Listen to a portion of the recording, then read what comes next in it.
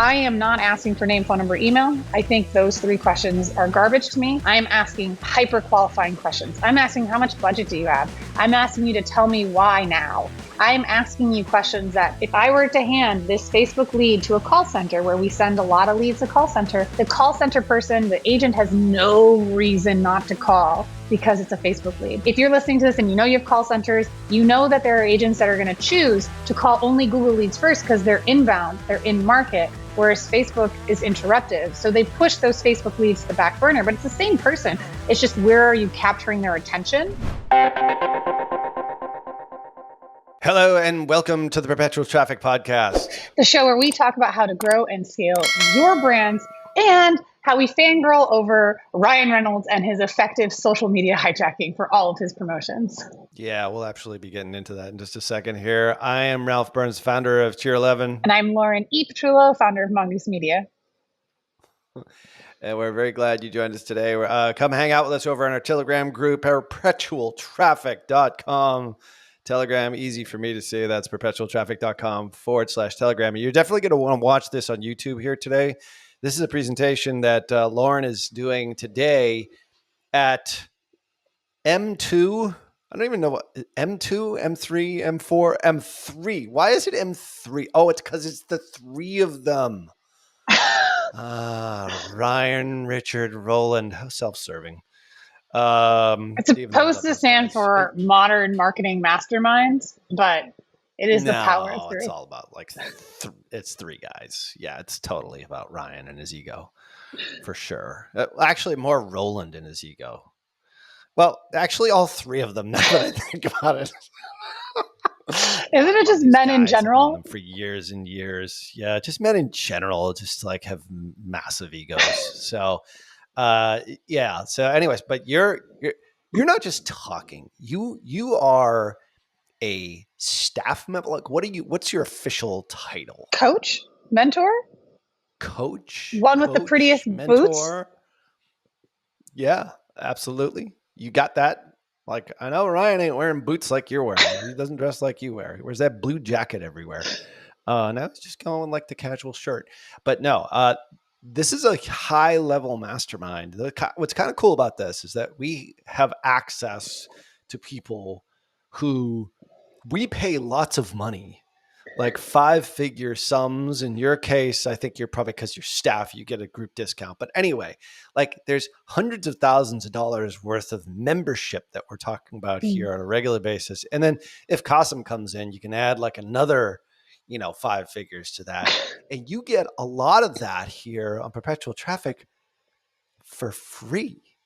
So it's almost like, yes, you need to join M3 and Driven and, your choice of masterminds, because we're big fans of those, but you get some of the content here for free, and also we get some of the speakers from those places too. So anyway, just more reasons to listen in to Perpetual Traffic, Lauren E. Petrillo. And before we get into your awesome presentation here today, which is going to be on something that I don't think anybody's talking about on the meta side. That's why it's so cool. You're running an agency, but you're also in the weeds, like with your peeps. And this is the kind of stuff that I think a lot of people forget. We have talked about this in the past, but you're going to actually talk through some case studies where you are using meta in a new way. So if you're a VP of marketing or director of marketing, send this off to your team if they're running meta ads for you, especially for lead gen, but not exclusively for lead gen.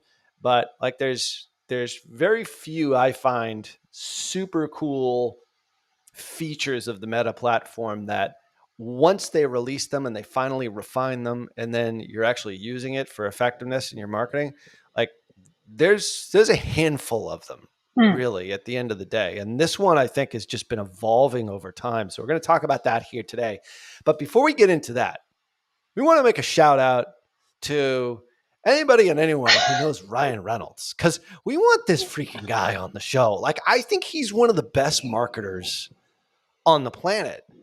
I mean, would you not agree on that statement? 100%. We switched to Mint Mobile just so that we could get the Ryan Reynolds touch of creative marketing. Like literally the print assets. I got an ornament of a shirtless Ryan Reynolds that we hung on our tiny little Christmas tree last year.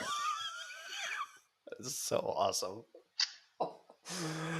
And he just jumped like one of the best things about him, and I think this is totally relatable to marketing because I'm a huge fan of his just in general. Obviously, seeing all the Deadpool movies, gonna see the Deadpool and Wolverine movie that's out right now.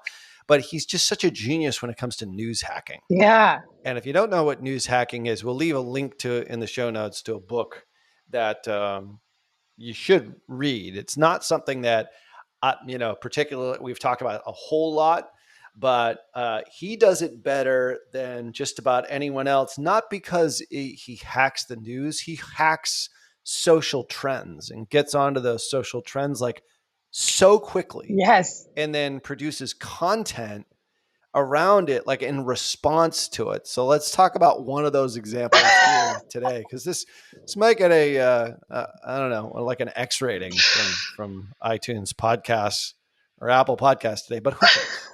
The point of this is like it's a great example of great marketing. So explain to us what exactly I'm talking about. Okay, well, you're going to share the screen in some pieces too, but I'm so excited because of those that go to movies, like actually attend movies in person. Dune, if you don't know about this, had a welcome gift for you, right? Like an in-person activation to get you to come to the film, and one of that was a popcorn bucket that looked like the worm from the film, and this popcorn bucket generated so much social media attention that Ryan Reynolds and his marketing team clapped back with a Wolverine edition where the Dune popcorn bucket, which you're sharing on screen now. So if you're not on the YouTube channel, you need to join the YouTube channel, is a promiscuous popcorn bucket, to say the least. It's it looks I forget what's the character. It's like it looks like the sand creature from from Star Wars, which they probably stole. But anyway, so let's just show just a although I quick think picture Dune of was it here. You can published as a actually see it on the book screen. 10 years or something Yeah. before the Star Wars franchise. But yeah, you look at this and it's So they probably stole it from him. Yeah, it's like the sand creature. Anyway, keep going. no, you're looking at the screen. There's little left of the imagination of what people thought it meant to reach inside and grab popcorn. Right. And there's a very famous one of the most profitably marketed sexual products of all time. Let's just set aside like the rating from iTunes that we're going to get on this one, but like one of the most successful products ever marketed is actually something that's is a male enhancement tool called the Fleshlight. And we actually had as customers for like 3 years, the marketing team that first marketed it and then switched over to like supplements, and then like got legit and got up like an e-commerce store and sold hair care products. But these guys were so smart. Like I learned a hell of a lot from them. But the point is like they actually marketed it. But surprisingly, this popcorn bucket looks like that device. And anyway, I don't know if that was on purpose or what the particular issue was as far as or what they were sort of thinking, but Ryan Reynolds created sort of a response video to that for his own popcorn bucket, right? Which we're now showing on screen here that you can actually sort of see. And literally They weren't leaving anything to the imagination. There was no guesstimating if this was intended to look like a fleshlight device. This is not on the fleshlight side, but it's a very to the point derogatory narrative that Deadpool offers for his he fans. releases this thing. Yeah, like literally, like this was released. When was this? 3 weeks ago. So the Dune 2 came out 2 months ago, month and a half or so Sure. ago. Like literally, like within weeks, like he caught on to this trend, and this is like this newsjacking. I would say he's taken newsjacking to like the next stage, and we'll leave links in the show notes. And the Newsjacking book is actually I've read it by David Meerman Scott, which we'll leave links in the show notes for that. We're actually showing it on screen here if you're watching on our YouTube channel, but you can kind of see the parody here. So anyway, getting on these kinds of trends, I think, in a quick way is like what he does better than almost anyone. And if you're not familiar with any of his work, like how he's promoted Aviation Gin, for example, Yeah. how he promotes his channel, like, his, the Wrexham miniseries, like he's just absolutely brilliant. So we're going to leave a couple links in the show notes. Like, what can you take from this? Like, I watch his stuff whenever it comes out, just because I'm like, how can we incorporate that? Maybe not in like his style. He's got sort of this deadpan kind of style and just not really replicable.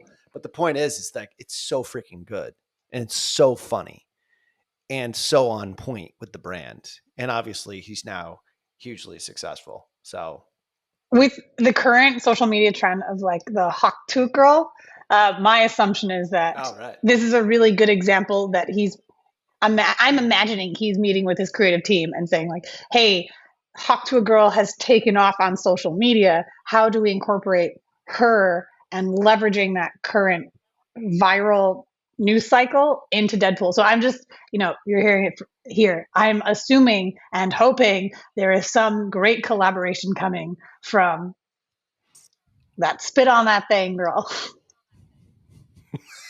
So you can like jump on whatever trend it is. And it's just a great way to like get into the social. Sometimes like something like this takes you, I was sort of explaining this the other day to somebody. It's like your status and your celebrity status. There's certain levels, but once you reach like this ether, it's all of a sudden, it's like you're in like the jet stream. Yeah. And that's what happens with a lot of these types of videos. Like all of a sudden they just hit this massive amount. They hit this tipping point where all of a sudden it just goes completely nuts viral. And we're showing on the YouTube channel here, perpetualtraffic.com/YouTube, the Huck to a Girl, but as a repost on another post. We didn't actually show the original post here. So the point is like, if you can latch on to trends and then put your spin on it in one way, shape, or form. And I would highly recommend reading the book Newsjacking, just because it's so good. It talks about how to take newsworthy stuff, but I think the next level is what Ryan Reynolds does. He takes social trends plus news, and is like his team is just on it. Yeah. Immediately, like super high quality stuff too. It's not like just shot with a camera. I don't know how they do it so quickly, but Yeah. anyway, it's a great marketing strategy. I mean, they produced a physical product that they then distributed to theaters around the country, and it's really impressive speed of production and ways to join a social conversation that's already happening in a way that your brand now gets to be a part of the conversation, which gives a whole bunch of earned media. At Disney, we would do this whenever possible. And so when brands can do this on small levels, it can be very successful, or it can err on the side of isolating. But I think a brand that is different, a brand that is poignant, is a brand that will get more coverage than one that trends the line. Yeah, 100%.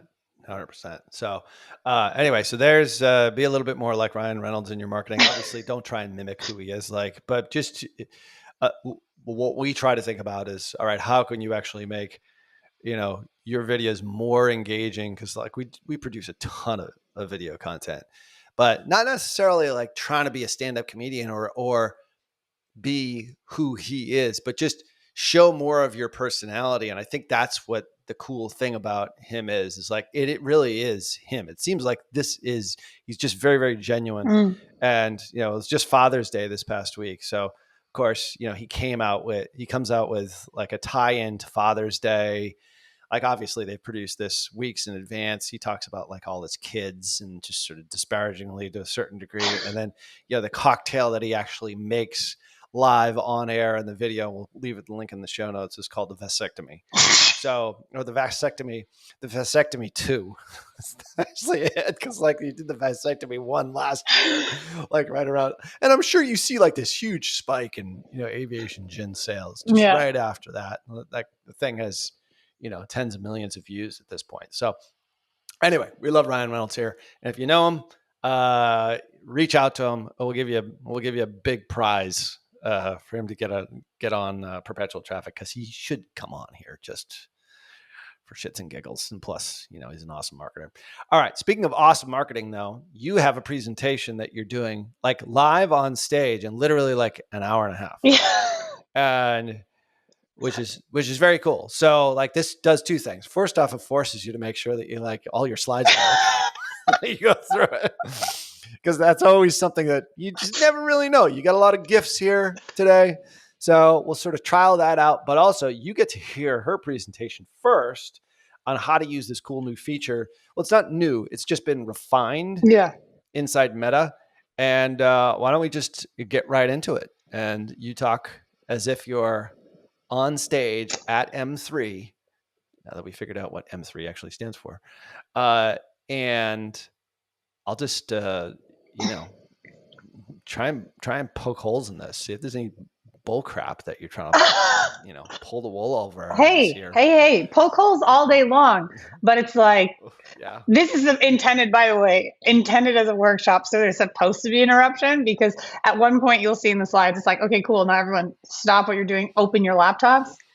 And it's not the kind of, like, I don't love presentations that are the monologue style, because you'll go to events and you're like, cool, I listened to all this great stuff for 2 days.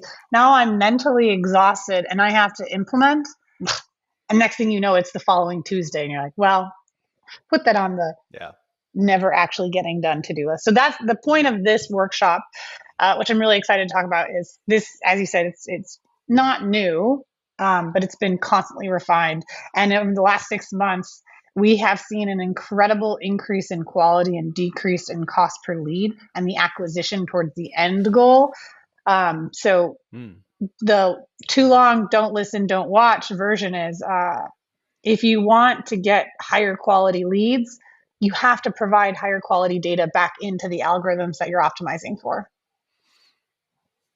So that's the big takeaway. Yeah. So how do you do that? Because a lot of people struggle with that. Fair.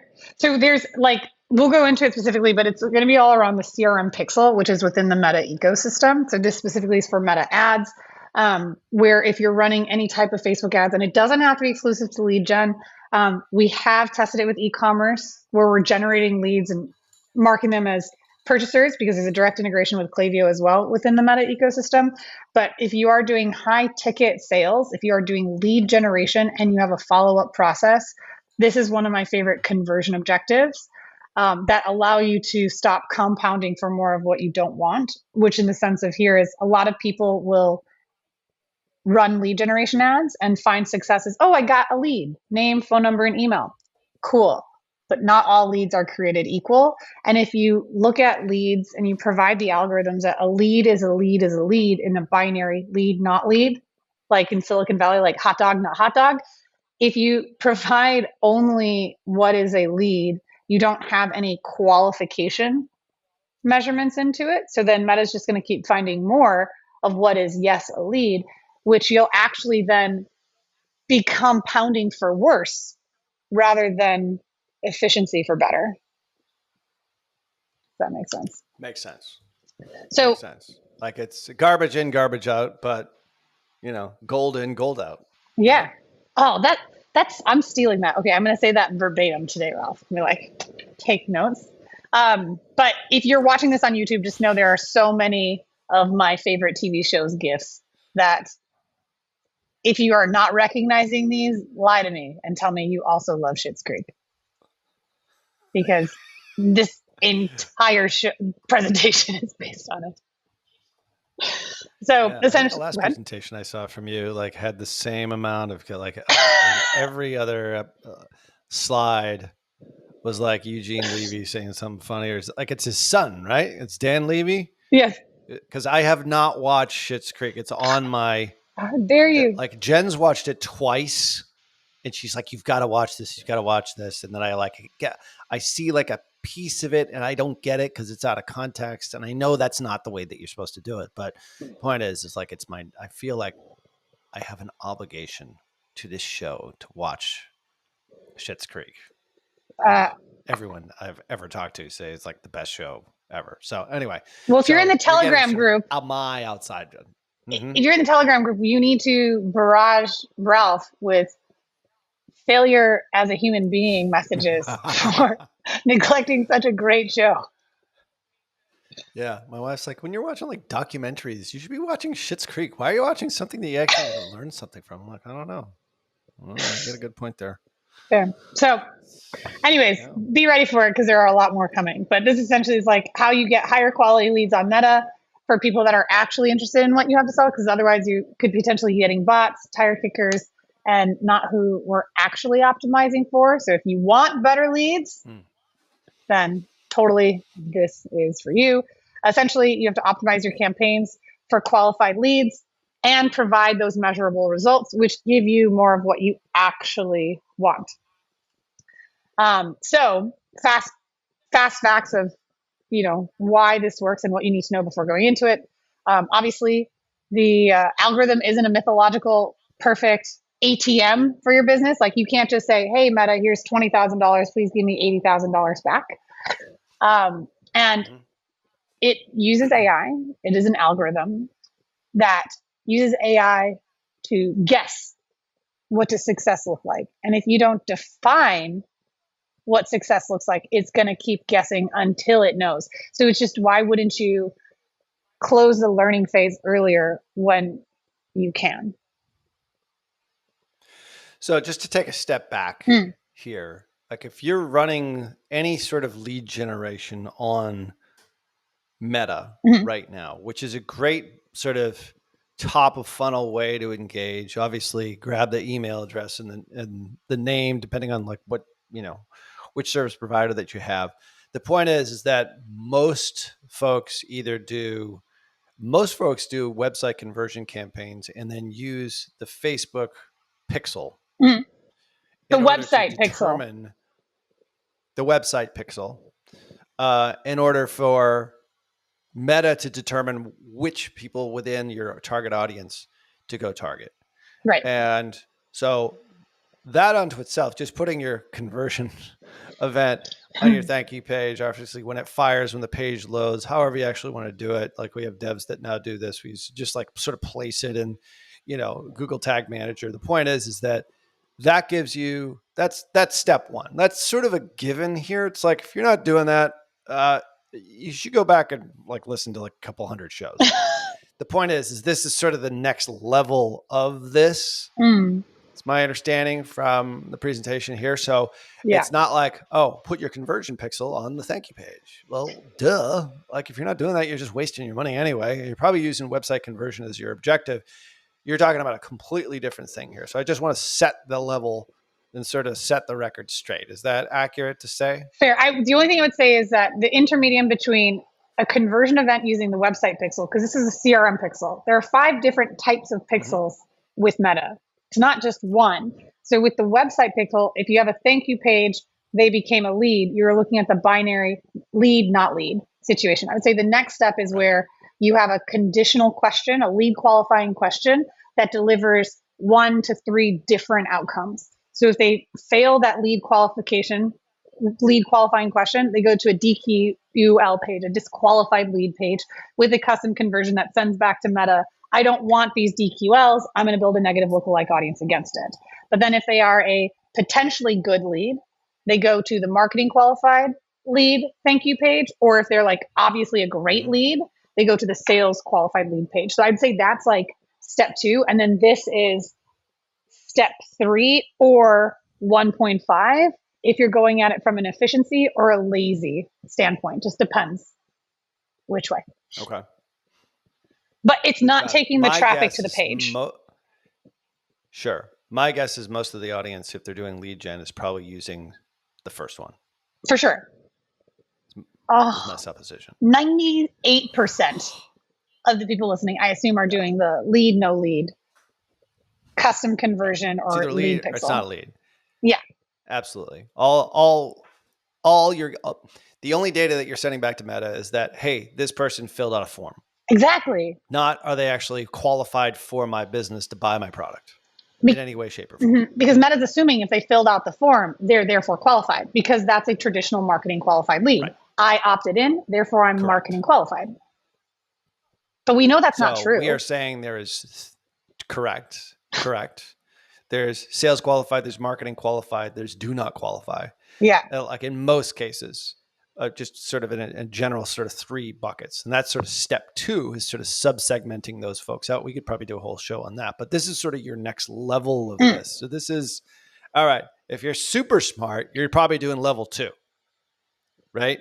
Or if you're listening to this as a marketing director, you're like, my team should at least be doing level 2, but Yes. you're talking about 3rd level down to like even more ninja tactics.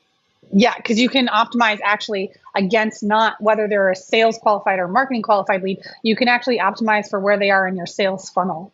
And this is great for if you're doing webinar, did they show up to the webinar? This is great for if they showed up to the first sales call. It's not about lead acquisition in the sense that it's actually subscriber acquisition. Because I look at, there's 2 different pipelines, subscriber pipeline, lead pipeline, but you're progressing past subscriber, which is if you're just doing level 1, conversion, objective, lead, no lead, that's it. You're actually not generating leads, you're generating subscribers. Yeah. If you get to that second stage, it's a binary. Yeah, 100%. It's binary. And with this, you can keep them in platform. You don't have to build a website. You don't have to build 3 different thank you pages. You can get the leads, contact information, and qualifying questions that tell you they're a marketing qualified lead. Like we're asking 10, 12 questions per lead form sometimes, where we're getting more information about who they are than we would get on a landing page or from a Google ad. And we are getting people to give us conversations because Meta is social first. So they're more social on a lead form and can get back to regularly scheduled scrolling. So this was really informative for us because this level 3, if you will, layering in conditional based questions, syncing with your CRM allows you not to optimize for lead, no lead, not to optimize for sales qualified lead, but to optimize for sales qualified, ready to buy now lead. That's next level.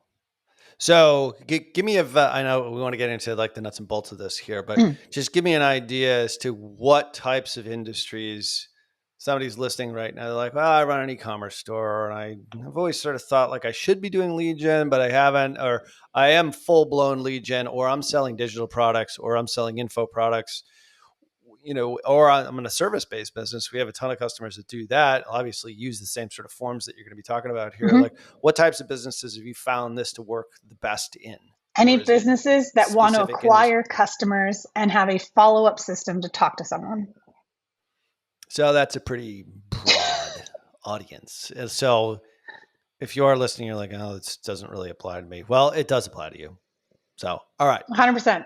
So what's the next step here? So yes, there's a disclaimer. There's a disclaimer. If you are not going to follow up with the leads, then what's the point? There is that.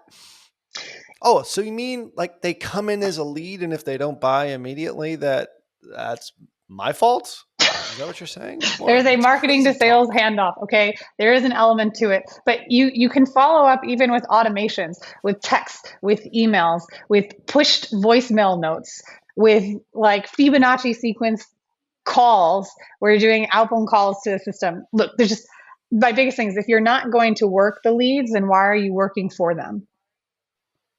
So I'm just going to leave links I'm not even getting into like Fibonacci sequences, but I'm going to leave a link in the show notes for it just so people like can keep up.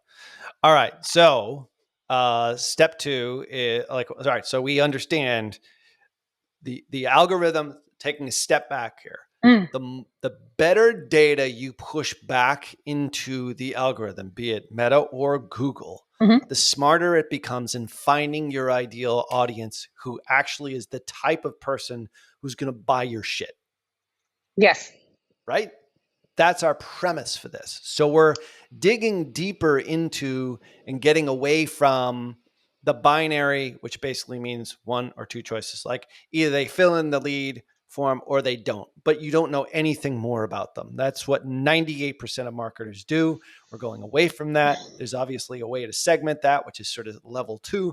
This is now level 3. Yes. So optimizing for the performance goal you want is what is going to Mhm. give you performance success. So with that 100%, like, you have to give it the data. Oh, wait, did I do that? Oh, look at that. Found, haha, go back in and remove that double slide. So the way that we, yeah, We see. We're already helping your presentation right here. This is good. 100%. I just wanted to remind people how great Stevie is, who's a character on the show that Yeah. you silly pants haven't watched. Like, I will. I'm gonna text Jen and be like, "Happy anniversary," but also, please get Ralph to be more cultured. Thanks. Pop cultured. Pop culture. I'm lacking in the pop culture in some cases. So. Well, I did tell you what Hawk 2 Girl was, and you're like, okay, that's just say you've been in preparing for your 25th wedding anniversary mode, not all over That's it. TikTok right now. I was drawing the card for like 5 hours last night, which I have to make a card for my wife for every holiday during the year, by the way. It's hard. She's like, "Oh, you're a creative person. You can figure it out." It's like I always struggle. It's the last minute. So anyway, it was up until 1 or 2 o'clock in the morning last night making the card. So that's why I missed Talk to a Girl. That's my excuse. Yeah. All right. So what exactly is a CRM pixel? If you'd never heard of this before, we did talk about this on one of the earlier Lauren E. Petrullo guest spots. So, but now we're coming back to it because you've refined and perfected this totally ninja strategy, which people want to know about. For sure. I would say it's also that Meta's continued refining it. The amount of helpful resources has greatly improved since I had last spoken about it. Yeah. The CRM integrations that are direct and the documentations for those that aren't using Zapier, however you pronounce it, or LeadsBridge is much better documented. So I want to give that caveat that if you had listened to it before and you're like, cool, but I have this weird CRM that no one's ever heard about. Well, it's so massively improved in the way to help you introduce this into your marketing system that it's constantly getting better. So where that is and how this is on the screen. I'm showing from Business Suite, but you can access this through your business tools as well, just going into your settings. But you need to go to tools and specifically go to Events Manager. Within Events Manager, you're going to have overview, data sources, custom conversions. If it's not expanded, it's just going to be a green plus sign. If it is expanded, like it is on the screen right now, you need to click on that green plus sign to connect a data source. Full disclosure, like data source is what they're calling Facebook Pixel. If you're in settings and you're like, oh, that's where that thing moved. Yeah, they're doing data sets and there's lots of name changes, right? It wasn't just Meta that changed. Yeah. There's a few ones. It does change quite frequently, literally. So, Yeah. All right, so we've got screenshots here over at perpetualtraffic.com/YouTube. Definitely subscribe to the channel. We don't always do screen shares, but this one I think is essential because this, I'm sending this to my marketing team, by the way, just FYI, because I'm sure Tom is doing this. 100%. Right, continue. So what you see on my screen, remember I mentioned there are 5 different types of pixels. Most people are doing web and maybe offline conversion events. But this, you can see there's a CRM pixel. It's a completely different pixel. And I think that's where a lot of people that I've talked to that have either followed up after the episode or have heard me yell at people on Traffic Tuesday calls at M3 where I'm like, why isn't this set up correctly? You know better. We have calls every week. They get stuck here because they try to edit their web pixel, but it's actually supposed to be created a different one. There's a whole different icon and everything. But this allows you to send first-party data back into the algorithm. Whereas with your web pixel, you're kind of stuck if there's a cookie firing or not, if people have opted out or not, or enter 1,000 other excuses that it may not be sending those events to. So this is a separate pixel. Here you can see which one you have to choose. From there, you click that blue connect. And then this is just the screen. Note that this changes. Like this literally looks different than the one I looked at a week ago when we were implementing this from another client. But you're going to have a pre-frame that's going to tell you about the CRM for conversion leads and just your like quick review of how you can be successful with this integration. Got it. Okay. On here are really important numbers. Up-to-date screenshots. Oh, here. yeah. Up-to-date screenshots as of the last week of June 2024. So fair. If it changes, like, don't blame me. Blame the ever-evolving billion-dollar company that Zuck runs. But to this, what's really important that I hadn't seen before is they're publicly talking about the numbers 240, which I was really lucky to get. I went to a performance marketing small business summit on Meta's campus a few months ago. And this is like a huge thing that they're constantly evolving and trying to help for small business owners to have success that aren't using the 6-figure-a-day budgets. So this one like is literally being championed by the small business team. And I was familiar with the numbers then, which I was like, oh, I'm really lucky that I get to be in this room and hear this. But now they're being a bit more public, which are you need to be generating at least 200 leads per month. And here you have an optimized conversion rate of 1 to 40%. So 240, the most important numbers for this. With the 40 though, it'll make more sense when you get to the funnel stages later, because where they're saying 1 to 40%, what you're going to be able to do and send to Meta isn't just lead or not lead. It's going to be a pipeline. Like you're actually going to be able to send your pipeline back into Meta and then arrange the sales events in a hierarchy of importance. Just like you could do before with like Events Manager, and you would signal, add to cart, initiate checkout, purchase. Now you get to do that for lead generation, for sales funnels. And so here where it's saying like configure your sales funnel, you'll actually get to tell Meta, I don't want a lead. I don't want a person that showed up to the call. I want a person that booked a second call, because you're progressing further down the funnel, which means that you can then optimize for that later down the funnel performance goal, because you're sending that performance success metric back into Meta. Got it. So you need 200 leads per month. Yes. Okay. You got to have a conversion rate between 1 and 40. I mean, I think that pretty much covers it. We always say like a 40% conversion rate for cold traffic is pretty damn good. 20 to 30%. So, all right. So there are some qualifications, but this is not for somebody who's creating like 10 leads a month here, because it just won't, you need enough data to go back into the CRM for Meta to be able to interpret it, to go out and find this specific type of person that you want. My question here is, for the 200 leads per month, that's just leads in aggregate, or is that like ideal customer lead? Great question, Ralph. Great question. It's 200 in aggregate.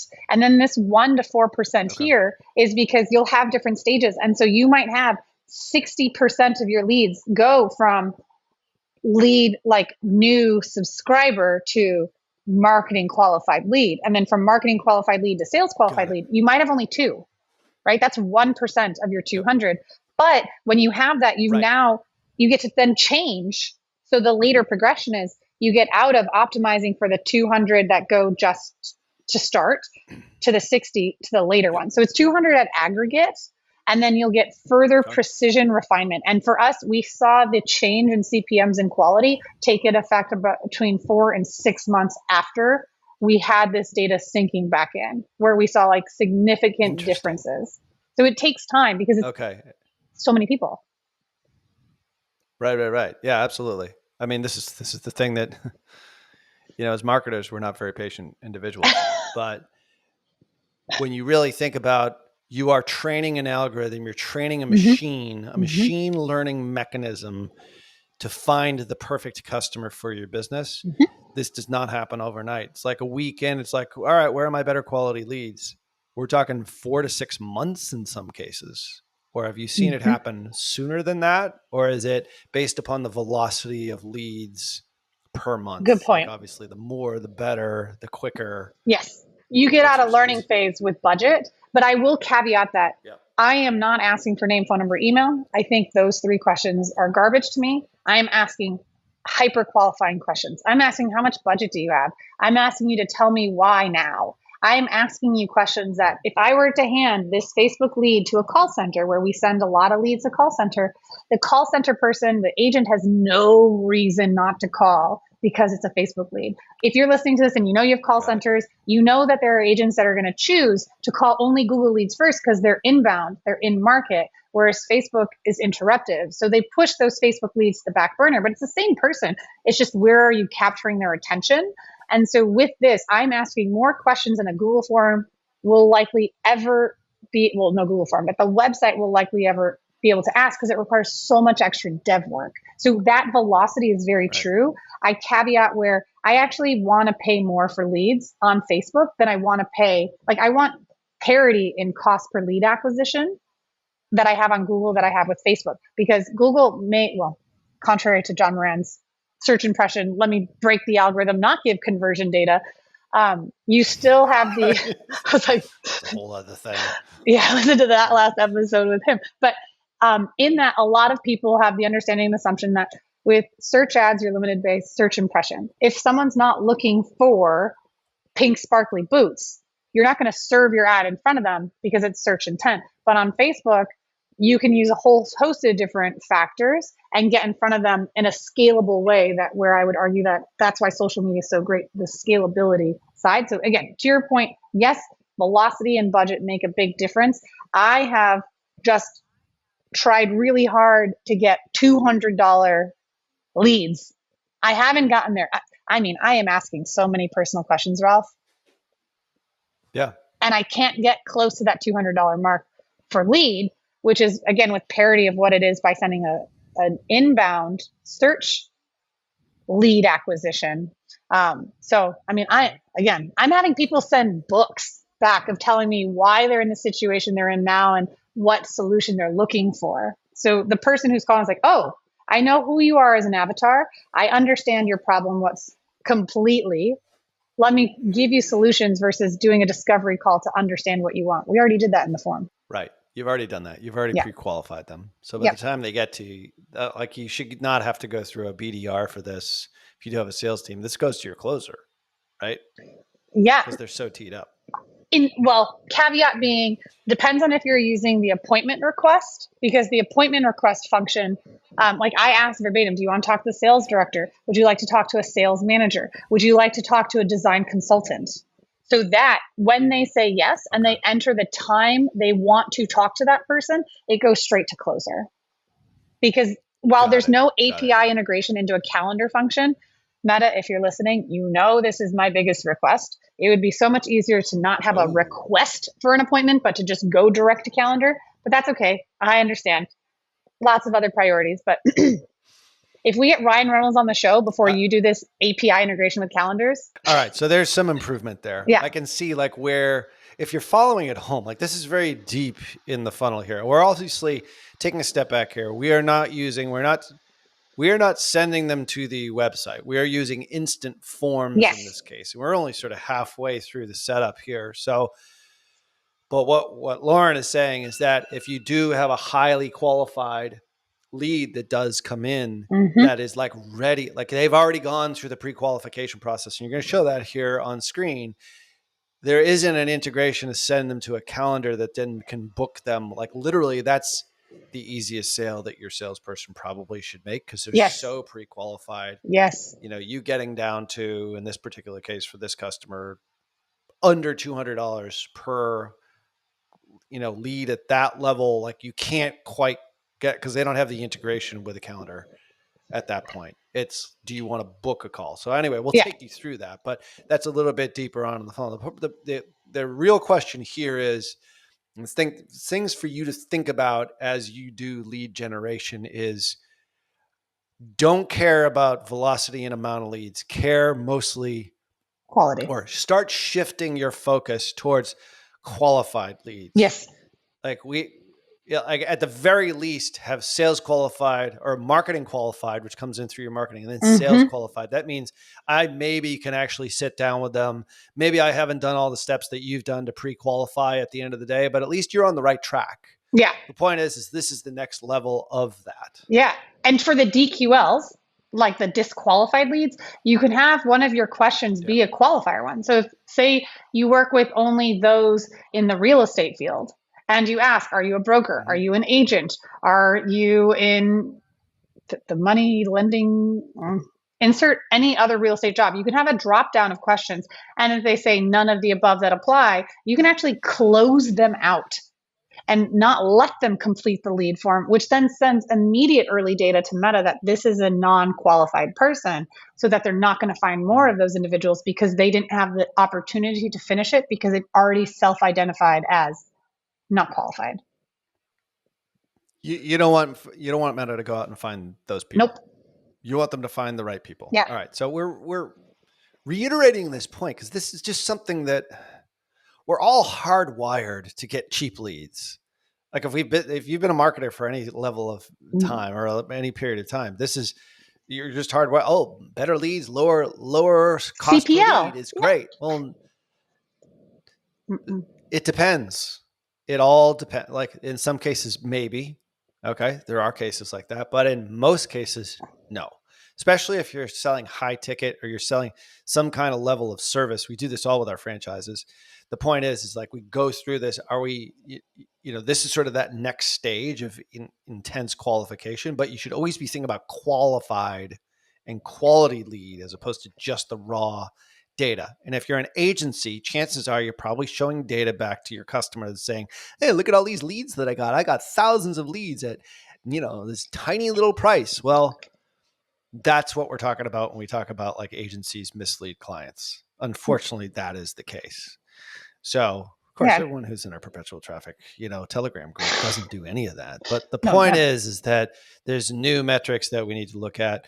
Obviously, we'll leave links in the show notes to a lot of those metrics. All right. So take us through the next step here. We've talked about this one. I get this.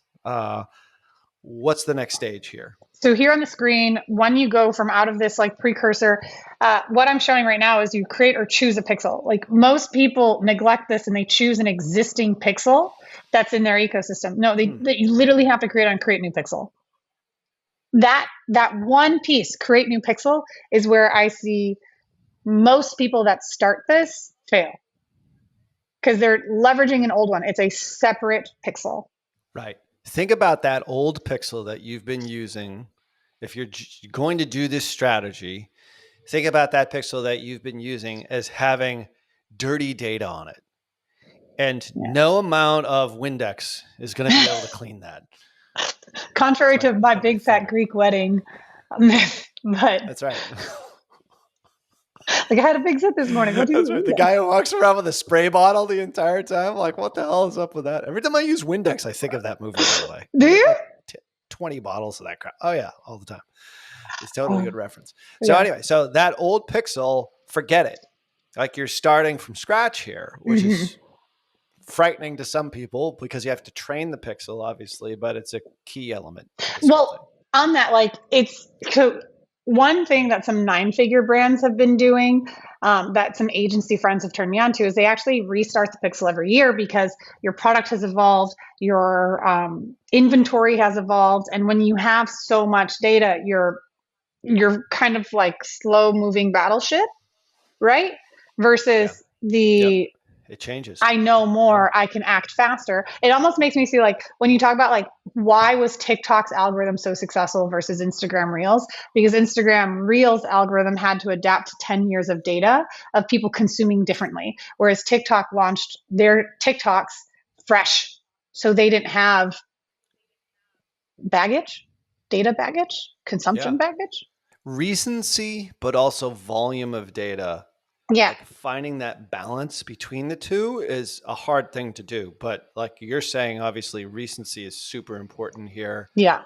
Overall, like we've certainly seen that. We've seen that with clients that come in. It's like, hey, I had great running ads in 2019 and 2020. And now the whole thing just isn't working for me anymore. Yeah. The point is that oftentimes we'll actually start with a new pixel. In some cases. So you'll keep that website pixel though. But that's okay. Oh, did you? Okay. Well, You'll keep the website pixel, keep the standard events on your website pixel. So keep the website pixel. This is the CRM pixel. So there is stuff that like later you can do for deduplication. We can talk about that on like a separate episode, but this is like you don't have one or the other, you have both, because website data is different than CRM data. This is to send data your sales team, a human, can update back into the ecosystem. Got it. Makes sense. So create new pixel. Yep. Jumping into this, like quick recs that you need to have a business portfolio in Meta. Again, talking about name changes, business portfolio is what they call business manager and all the assets that are inside of it. So it's that top term. If you're not, you would say business manager in Facebook, but it's business portfolio in Meta. You need to connect your CRM to Meta. So you want to have that direct integration from CRM to Meta so that they can talk to each other. There is a specific lead ads or instant forms terms of service that you need to accept. And then you need 7 days of full funnel CRM activity. This number 4 that I'm showing on the screen, like this is the money. This is the moneymaker. You have 7 days of where your leads have come in and have progressed through the funnel. Once you have at least 7 days of activity, then you get to move into optimizing what your sales funnel is. But just for the full transparency for everyone listening, this 7 days is a very, very conservative number. It's actually taking 3 months for a lot of people because you need to make sure that you're using the CRM and you're updating the data appropriately. So I just want to set expectations where you can do it in as soon as 7 days. But again, with that velocity of 200 in, you need to get at least 1 to 40% progress through a full funnel activity, which doesn't always happen in 7 days for a lot of people. Okay. It depends on your sales cycle, too. Yeah, 100%. Really? Like if you know it takes 55 days for people to become like from initial discovery or lead to close sale, that's probably your window. So it would be like 2 months in that particular case. I'd give yourself an extra month just because it's still a continuously refining component. But if you have a 55-day cycle, that's your earliest time you'll likely be able to get it in through the full system, unless you have some active leads that are further down the pipeline to sync it back in. But yeah, they say 7 days. I say, okay, sure. Can you hear my eyes rolling? 7 day and 28 day. Yeah. That's like the 7 day and the 28 day increment. Like not all sales funnels are created that way. So yeah. Question on the CRM, which I know we have to keep things moving here because you have to be on stage in what, like 20 minutes? I have to head to the stage. Yeah. Is this your question? What if you don't have a CRM? I'm asking like, are all the big CRMs? Yeah. HubSpot, Salesforce, Keep. Okay. Anything that you've seen that, like, no matter what your CRM is, does it matter? Have you seen cases where the CRM does not connect? Sure. What's your experience? So Keep is an example where it doesn't have a direct integration. You have to use Zapier. HubSpot has a direct integration. It's in a beta, but you can also still use Zapier. For anyone, you can always use a developer. You can send instructions to the smarter people who understand the smarter things. So there's always an option.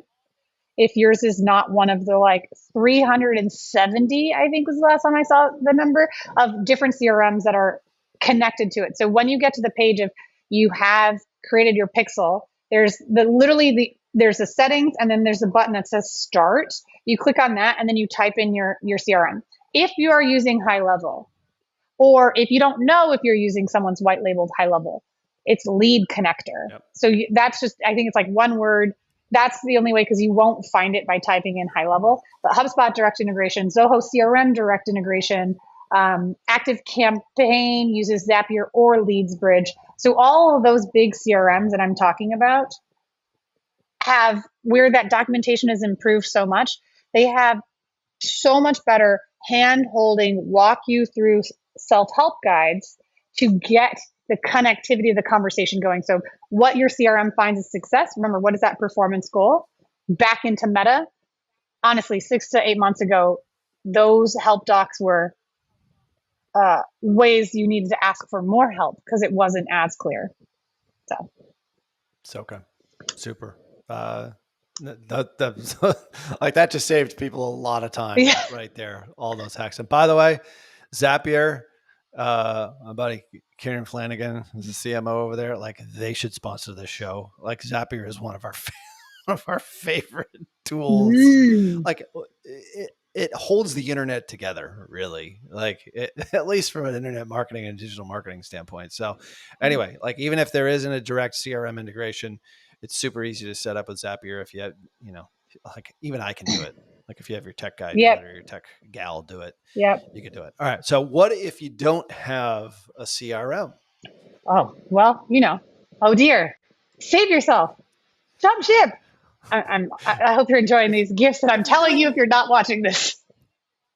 If you're doing lead gen, you should probably have a CRM. But anyway, that's, Yeah. all this, like as you say in your presentation here, that sounds like super technical and techie related, but like, can I actually do it as the small business owner or the mid-sized business owner? Or can I get my people to do this? I'm a VP. Yeah. So if Tell us you more. don't have the CRM, there is Meta's name. So they acquired customer with a K. They got it like 2 or 3 years ago. So I was paying attention to that so hyper diligently. I'm like, okay, Meta just put a lot of money in. They've essentially created their own CRM inside Business Suite, and it's called Lead Center. So on Meta Business Suite, it's under Inbox. There's this icon, Lead Center, with the driver's license looking item, and it gives you a CRM inside Meta. Where this is good is if you're only doing Meta ads. If you're doing lead generation outside of Meta, then you can't provide qualifying data from those leads outside of the CRM back into Meta. Whereas if you're using a CRM, you get all leads, not just the 200 plus you're getting from Facebook. You get to send all leads data back into Meta for performance goal enhancement. That's killer. And I know we did talk about this back when you were a guest for your co-host, and you were really excited about it then. It was just sort of emerging. Yeah. But I actually thought that was sort of the stupid question. It's like, well, I have a CRM, I'm SOL here, but no. Now, this does not work if I'm doing Google Lead Gen. Obviously, it's exclusive for the Meta platform, but this is a brilliant addition. And I remember when it just came out, you were like, it's exciting, but unproven.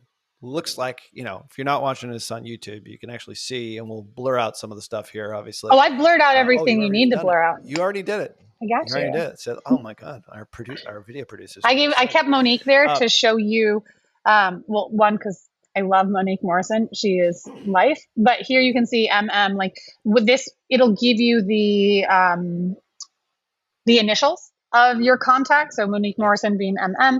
And then here I kept elevating marketing because these two are actually emojis.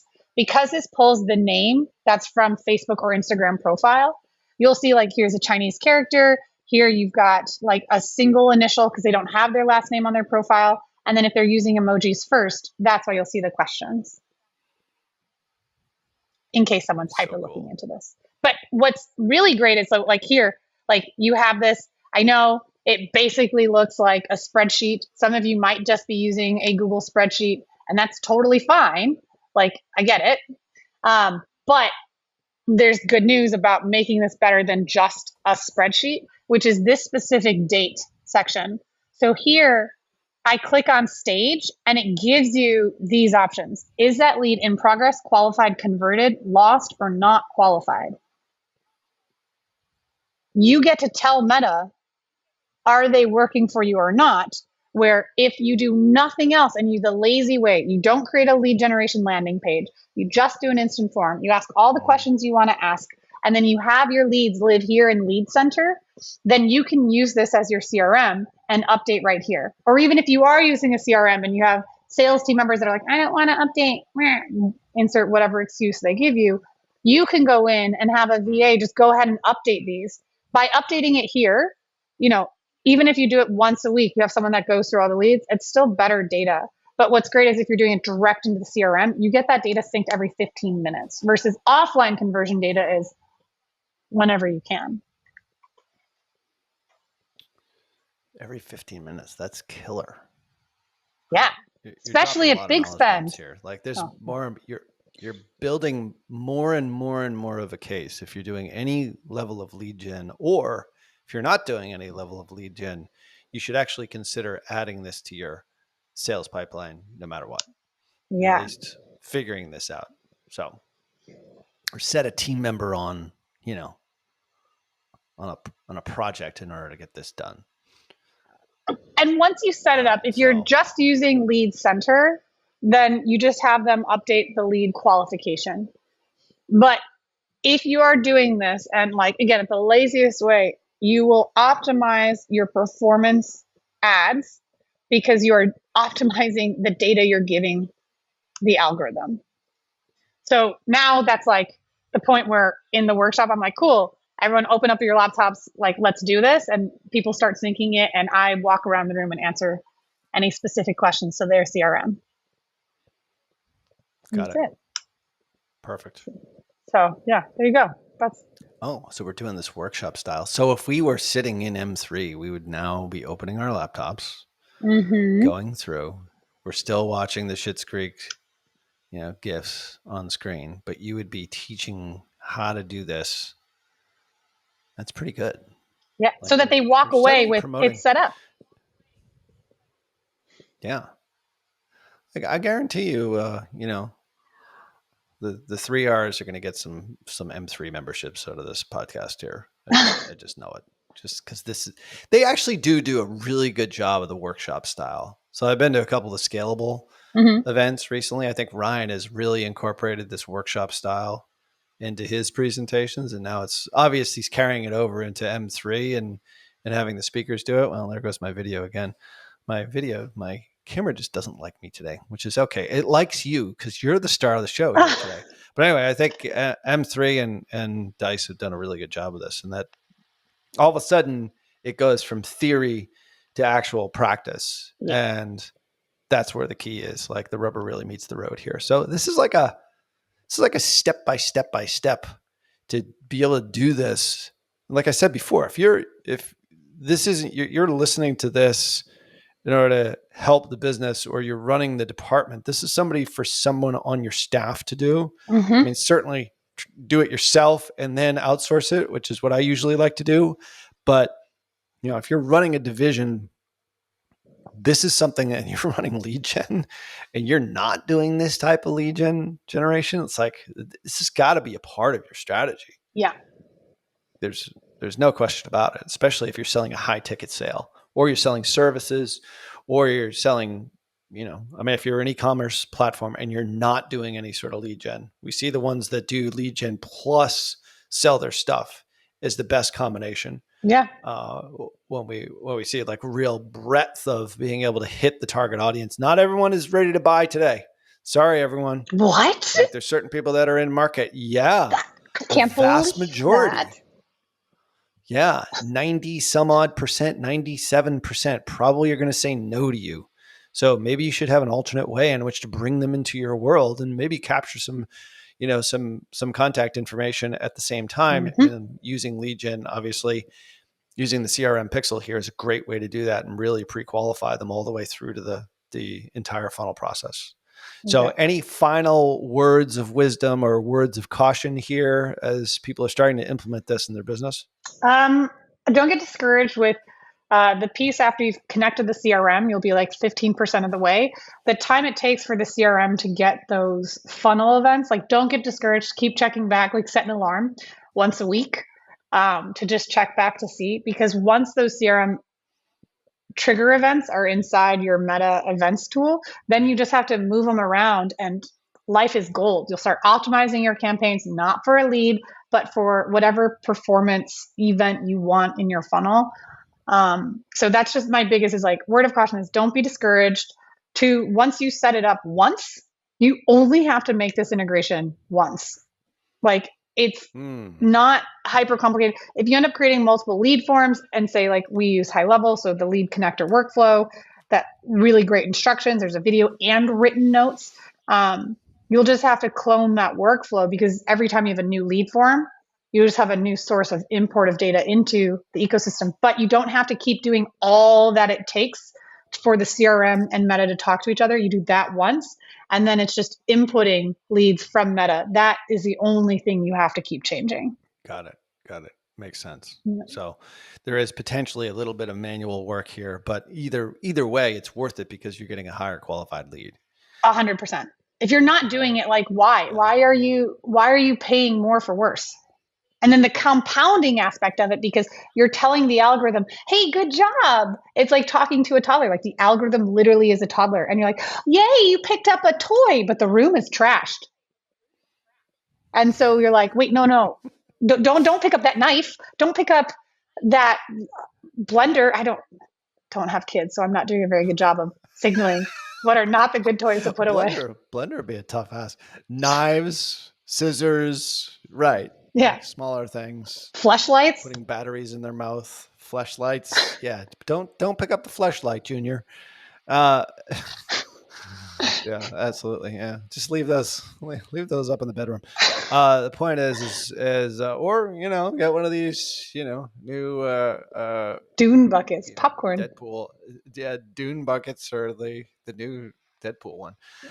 So how many businesses have you implemented this on and or migrated from old ways of doing lead gen? Let's just sort of end there. I couldn't tell you how many. It's been a lot because we would do this for our consulting clients. Yeah. We help people in the various workshops that I'm doing. So it's a lot. And I come in and we audit hundreds of Facebook ad accounts a year. And there's yet to be one ad account we've looked in where this is set up correctly. Never. Yeah, never. All right. You've never seen it, but nope. It's made immediate and profound impact. So tremendous. All right. Well, you've got to get on stage. So you've got to hustle on over there and do this thing live. So there you go. Thank you so much. Yeah.